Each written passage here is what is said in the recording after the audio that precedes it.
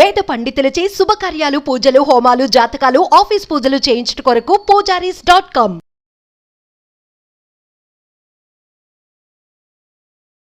నమస్తే, welcome to Suman TV. నేను మీ యామ్ని. మనకి సెప్టెంబర్ 1 నుంచి 15 వరకు అసలు 12 రాశుల వారికి ఏ విధంగా ఉంటుంది, ఎలాంటి పరిహారాలు చేసుకోవాలి, ఈ విషయాలు మనకి తెలియచేయడానికి ప్రస్తుతం మనతో ఉన్నారు ప్రముఖ జ్యోతిష పండితులు బ్రహ్మశ్రీ నందిబట్ల శ్రీహరి శర్మ గారు ఉన్నారు. మరి గురుగారితో మాట్లాడి ఆ విషయాల గురించి అడిగి తెలుసుకుందాం. నమస్కారం గురుగారు. వాగర్థ వివ సంపృక్తౌ వాగర్థ ప్రతిపత్తయే జగతఃపితరౌ వందే పార్వతీ పరమేశ్వరౌ. సదాశివ సమారంభాం శంకరాచార్య మధ్యమాం అస్మదాచార్య పర్యంతం వందే గురు పరంపరాం. ఆదిత్యాయ చ సోమాయ మంగళాయ బుధాయ చ గురుశుక్ర శనిభ్యశ్చ రాహవే కేతవే నమః. శృంగేరి జగద్గురు పీఠాధిపతులకి, కంచి పీఠాధిపతులకి నమస్కారములు తెలియజేసుకుంటూ కార్యక్రమాన్ని ప్రారంభిద్దాం. గురుగారు, ఇప్పుడు సెప్టెంబర్ 1 నుంచి 15 వరకు అండి మీనరాశి వారికి ఏ విధంగా ఉంటుంది? సెప్టెంబర్ 1వ తారీఖు నుంచి 15వ తారీఖు వరకు మీనరాశి వారికి ఏ విధంగా ఉండబోతుందో తెలుసుకునే ముందు గ్రహ సంచారం తెలుసుకుందాం. రాశిలోని రాహువు 12వ ఇంట శని వక్రీకరించి ఉండడం, సప్తమందు కేతువు శుక్రుడు, అలాగే షష్టమందు రవి బుధుడు, తృతీయమందు గురువు సంచారం, చతుర్థమందు కుజుని యొక్క సంచార ప్రభావం.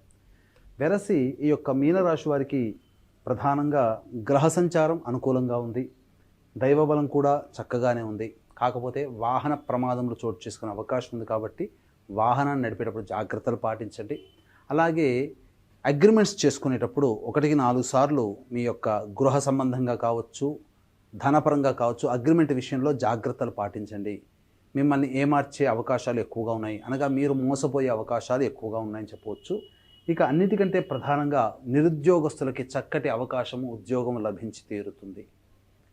ప్రభుత్వ రంగంలో ఉన్నటువంటి వారికి కోరుకున్న చోటికి బదిలీలు అవ్వడం కానీ, లేదా కోరుకున్న స్థానానికి వెళ్ళడం కానీ జరుగుతుంది. అన్ని రకాల అధికారుల యొక్క సహాయ సహకారాలు మెరుగవుతాయని చెప్పవచ్చు. ఆత్మవిశ్వాసంతో ముందడుగు వేస్తే అన్నింటా శుభ ఫలితాలు పొందుతారు. ముఖ్యంగా వివాహం కానిటువంటి వాళ్ళకి వివాహము సంబంధాలు నిశ్చయం అయ్యే అవకాశాలు ఈ యొక్క 1వ తారీఖు నుంచి 15వ తారీఖు మధ్య గోచరం అవుతుందని చెప్పవచ్చు. అయితే ఈ యొక్క ఏలిన నాడిశని ప్రభావం మీనరాశి వారికి అధికంగా ఉండడం, ఈ కారణం చేత అనుకున్నటువంటి పనులు కొన్ని కార్యరూపం దాలుస్తాయి అని అనుకుంటాము, కానీ మధ్యలోనే ఆగిపోవడము, అలాగే ఏవి కూడా ముందుకు సాగకపోవడం జరుగుతుంది. తద్వారా కొంత నిరాశ గురయ్యేటువంటి అవకాశం ఉంటుంది. రియల్ ఎస్టేట్ రంగంలో ఉన్నటువంటి వారు ఆచితూచి స్పందించాల్సినటువంటి పరిస్థితి, గడ్డు కాలం అనే చెప్పవచ్చు. ఎఫ్ఎంసీజీ రంగంలో ఉన్నటువంటి వారికి మంచి సహాయ సహకారాలు అందుబాటులో ఉంటాయి. అలాగే విద్యాలయాలు, జ్యువెలరీ రంగంలో ఉన్నటువంటి వారికి మంచి వ్యాపార అభివృద్ధి కలుగుతుంది. ఇక ముఖ్యంగా ఈ రాశిలో జన్మించినటువంటి స్త్రీలకి కొంత ఇబ్బందికర పరిస్థితులు ఎదురవుతాయి.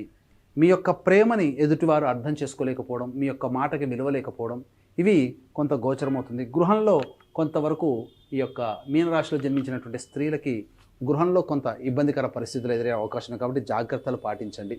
అయితే ఏ వ్యక్తికైనప్పటికీ కూడాను ప్రధానంగా 75% సమస్యలు ధనంతోనే వస్తాయి, 75% సమస్యలు ధనంతోనే తీరుతాయి.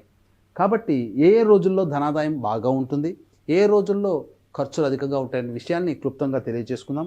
1వ తారీఖు రోజున ప్రధానంగా మీ యొక్క ఆరోగ్యం పట్ల శ్రద్ధ వహించాల్సినటువంటి పరిస్థితి కావున జాగ్రత్తలు పాటించండి. అలాగే మీరు ఏ పని చేయాలన్నా కానీ ఆ 1వ తారీఖు రోజున ఏ పని ముందుకు సాగలేకపోతుంది. తద్వారా బద్ధకంతోనే ఆ 1వ తారీఖు గడుస్తుందని చెప్పవచ్చు. 2, 3, 4, 5, 6 తారీఖులు విశేషమైనటువంటి లాభదాయకంగా ఉంటుంది. రాని బాకీలు వసూలు అవుతాయి, ధన సంపాదన బాగుంటుంది. మీ జీవిత భాగస్వామి నిర్ణయం వల్ల లేదా వ్యాపార భాగస్వామి నిర్ణయం వల్ల మీకు లాభసాటి పరిస్థితి గోచరమవుతుంది. ధనము చేతికందినటువంటి కారణం చేత అన్ని రకాలుగా మీరు యోగాన్ని పొందుతారని చెప్పవచ్చు. 7, 8, 9 తారీఖుల్లో ప్రధానంగా కొంతవరకు ఖర్చులు అధికంగా ఉంటాయి, మానసిక ప్రశాంతత లోపిస్తుంది, ఒక జిగ్జాగ్ పరిస్థితి ఉంటుంది. అన్ని దారులు కనబడతాయి, ఏ దారికి వెళ్ళలేనటువంటి పరిస్థితి, అనగా నిర్ణయాత్మకమైనటువంటి శక్తిని మీరు కోల్పోతారు.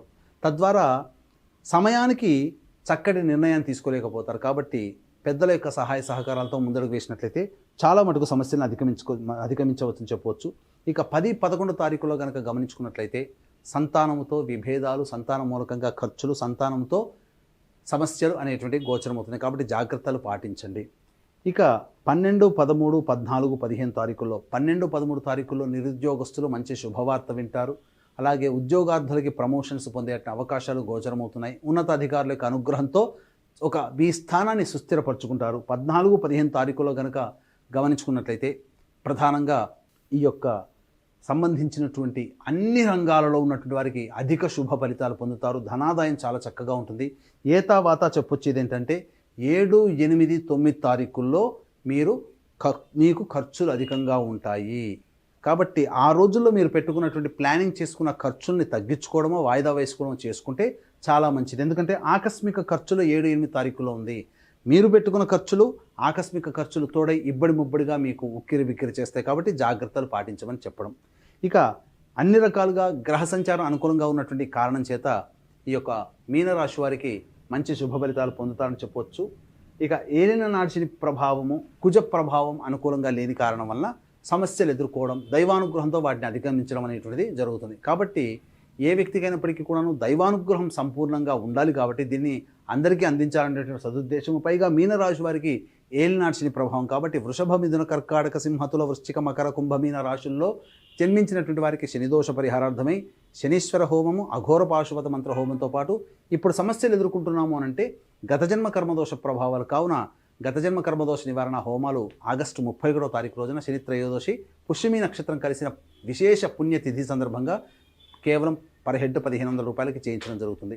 అలాగే సోమవారము ప్లస్ అమావాస్య కలిసి సోమవతి అమావాస్య రోజున అమ్మవారి యొక్క అనుగ్రహం సంపూర్ణంగా ఉంటుంది. కాబట్టి జటిలమైన సమస్యలకి మీ యొక్క కోరిన కోరికలు నెరవేర్చడం కోసం వారాహి, ప్రత్యంగిర, బగళాముఖి, రాజశ్యామల హోమాలు కేవలం పర్ హెడ్ 1500 రూపాయలకి చేయించడం జరుగుతుంది.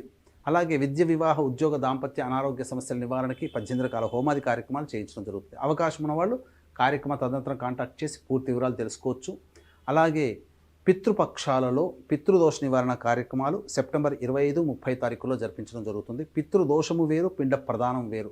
పితృదోషం అనగా తండ్రి వైపు 7 తరాలు, తల్లి వైపు 4 తరాల్లో ఏవైనా దుర్మరణాలంటే road accident, fire accident, suicide attempt, నదిలో బావిలో పడి చనిపోవడం, ఇంట్లోంచి వెళ్ళిపోవడం, లివర్ ఫెయిలే, కిడ్నీ ఫెయిలే, క్యాన్సర్తో చనిపోవడం, 60 ఏళ్ల లోపల ఏ విధంగా చనిపోయినా, అలాగే పిండ ప్రదానాలు చేయలేకపోయినా ఇవన్నీ పితృశాపాలు అని అంటారు.